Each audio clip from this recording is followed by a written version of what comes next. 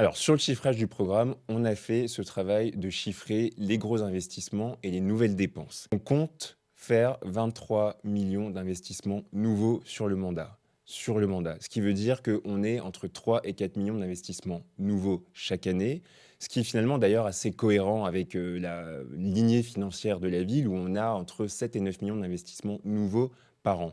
Donc, ça veut dire que nous, on a déjà notre part de nouveaux investissements, mais qu'on se laisse en plus une marge pour récupérer des sujets auxquels on n'aurait pas forcément pensé, ou s'il s'avère que ça coûte plus cher que prévu.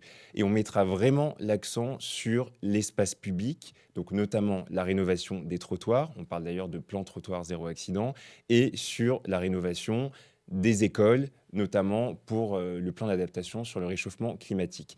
Et concernant les dépenses de fonctionnement, on part sur un budget d'environ 2 millions d'euros de dépenses nouvelles, notamment parce qu'il y aura quelques recrutements d'effectifs. Je pense à la police municipale, où a priori on part sur 3 à 4 personnes en plus.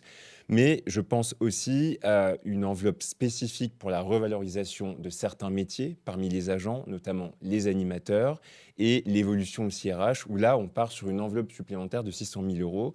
Et enfin, dernier sujet quand même très important qui nous tient beaucoup à cœur, la restauration scolaire. Alors là, on a plusieurs options de travail, mais on veut arrêter le contrat avec Elior, c'est-à-dire le prestataire privé, et revenir en régie.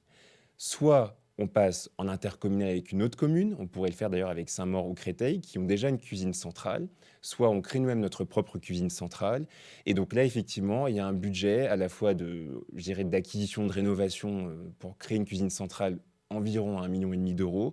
Mais après, il faut prévoir au moins 800 000 euros de charges de fonctionnement par an pour les personnes qui vont faire la cuisine, les denrées alimentaires, etc. Donc, sur le long terme, ça reviendra moins cher que ce qu'on paye aujourd'hui, mais ça demande quand même un petit coût d'entrée qu'on a chiffré d'ailleurs dans le programme.